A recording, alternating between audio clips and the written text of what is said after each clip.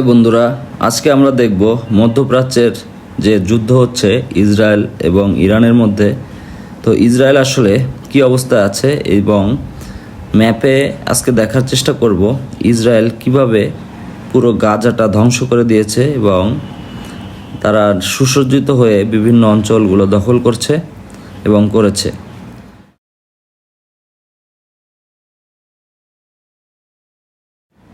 এখানে আপনারা দেখতে পাচ্ছেন যে গাজা উপত্যকা এবং পুরো ইসরায়েলের ম্যাপ।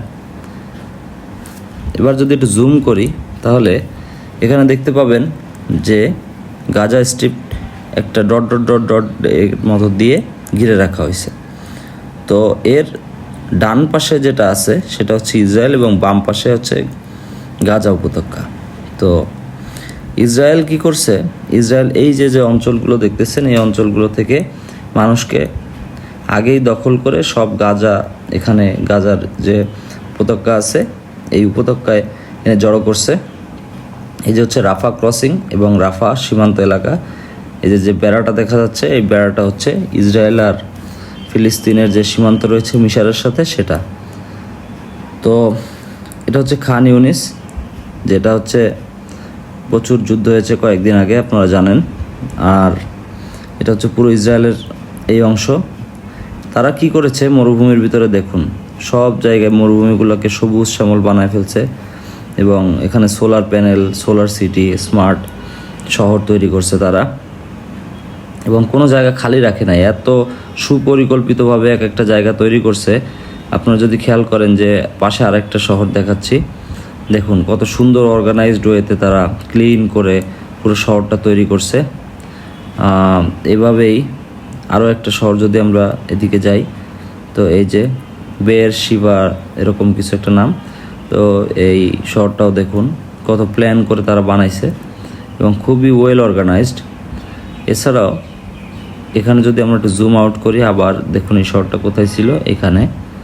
তো এই হচ্ছে অবস্থা। আর এই যে ম্যাপের এই যে মরুভূমির অংশগুলো আছে এগুলো হচ্ছে মূলত মরুভূমি।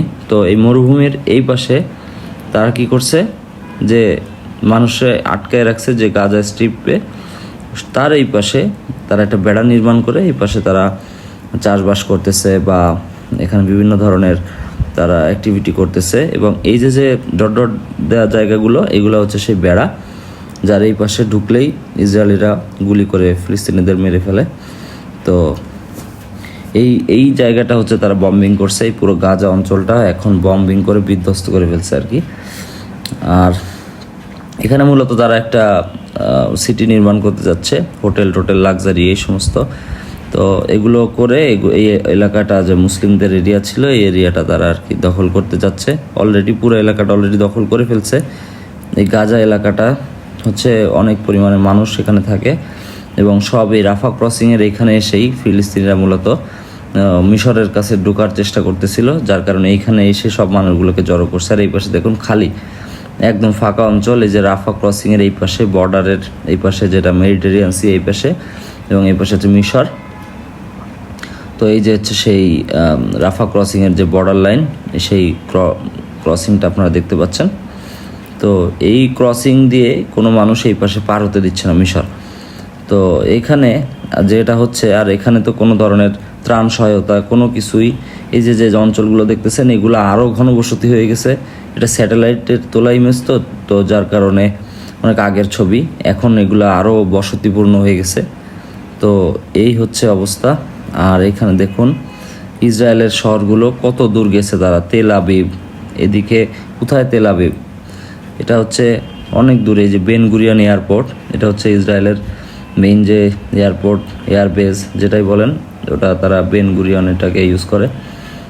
আর এদিকে হচ্ছে হাইফা নগরী আছে আরও সামনে, এখানে একদম প্রথম দিকে দেখতে পাবেন। দেখেন কত দূর গেছে তারা, পুরো অঞ্চল তারা দখল করে ফেলছে অলরেডি। তো এই দেখুন এটা হচ্ছে হাইফা বন্দর। এই বন্দর থেকে মূলত সব ট্রান্সপোর্টেশন, সব পোর্টগুলো এখানে থাকে আর হয় আর কি। এখান থেকেই সব মাল জিনিস বা যুদ্ধ সরঞ্জামাদি তারা ইসরায়েলে ঢুকায়। আর এর এই পাশে হচ্ছে মূলত লেবাননের শহরগুলো।